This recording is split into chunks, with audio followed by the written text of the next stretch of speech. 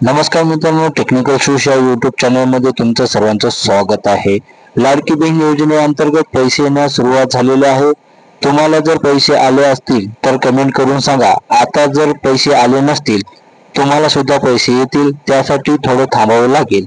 मित्रांनो, 31 ऑगस्ट पर्यंत ज्यांच्या अर्ज मंजूर झालेले आहे त्यांना पैसे 3000 रुपये सरकार त्यांच्या बँक खात्यात जमा करणार आहे। परंतु तुमचा आधार स्टेटस अनेबल हे डीबीटी ला असणं आवश्यक आहे आणि हे कसे चेक करायचे आपण या व्हिडिओच्या माध्यमातून समजून घेणार आहोत। त्यासाठी व्हिडिओ शेवटपर्यंत पाहणे गरजेचे आहे।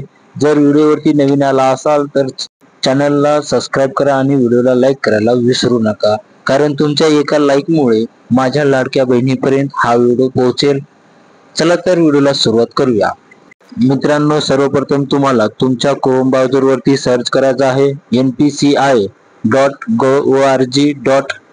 या ऑफिशियल वेबसाईट वरती जायचं आहे। कंझ्युमर ऑप्शन दिसेल त्यावरती क्लिक करायचं आहे आणि कंझ्युमर ऑप्शन वरती क्लिक केल्यानंतर खाली शेवटी भारत आधार सीडिंग अनेबल असे दिसेल। इथे क्लिक केल्यानंतर रिक्वेस्ट फॉर आधार सीडिंग या ऑप्शन वरती क्लिक करायचं आहे।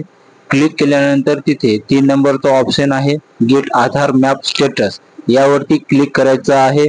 क्लिक केल्यानंतर अशा प्रकारे दिसेल, जिथे आल्यावर तुमचा आधार नंबर टाकून घ्यायचा आहे, जो कॅप्चा कोड टाकून घ्यायचा आहे आणि चेक स्टेटस वरती क्लिक करायचं आहे। चेक स्टेटस वरती क्लिक केल्यानंतर तुमच्या आधारला जो नंबर आहे त्यावरती 6 अंकी OTP येईल। तो OTP टाकून झाल्यानंतर सबमिट या बटनावर क्लिक करायचं आहे। सबमिट केल्यानंतर तुम्हाला अशा प्रकारे दिसेल। मित्रांनो, तुमचा जे स्टेटस अशा प्रकारे दिसणं आवश्यक आहे। मॅप स्टेटस हे अनेबल फॉर डीबीटी दाखवलं पाहिजे तरच तुमच्या खात्यात पैसे जमा होणार आहेत। जर असे काही दिसत नसेल तर जवळच्या पोस्ट ऑफिस मध्ये जाऊन तुम्ही तुमचा दुसरा अकाउंट ओपन करू शकता।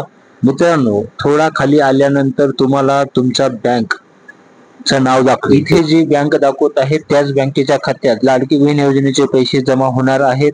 मित्रांनो, व्हिडिओ कसा वाटला कमेंट करून सांगा। जर व्हिडिओ आवडला तर व्हिडिओला लाईक आणि चॅनलला सबस्क्राइब करायला विसरू नका।